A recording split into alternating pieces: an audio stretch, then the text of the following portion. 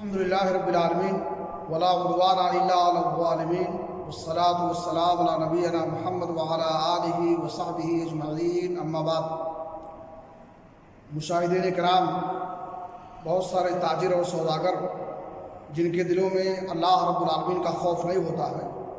وہ سامان تجارت کے عیب کو چھپانے کی کوشش کرتے ہیں اور کئی طریقے سے اس کے عیب کو چھپاتے ہیں۔ مثلاً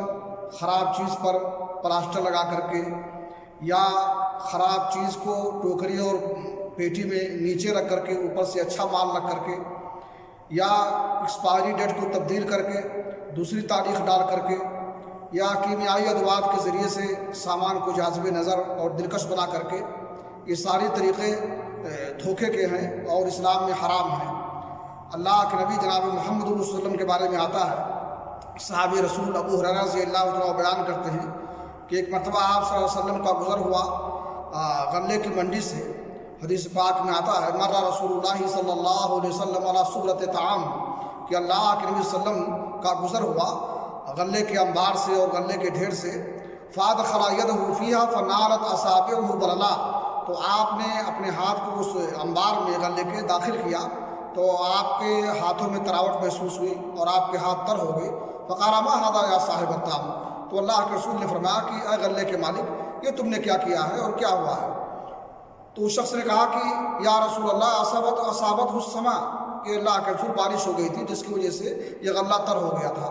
تو آپ نے فرمایا کہ افلا جعلتہ فوق الطعام کہ یراہ الناس، تو نے اس کو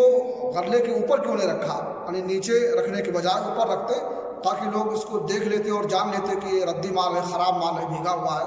اور اسی اعتبار سے اس کا ریٹ لگاتے۔ اس کے بعد آپ نے فرمایا من غش فلیس منی، جو شخص دھوکہ دے وہ ہم میں سے نہیں ہے۔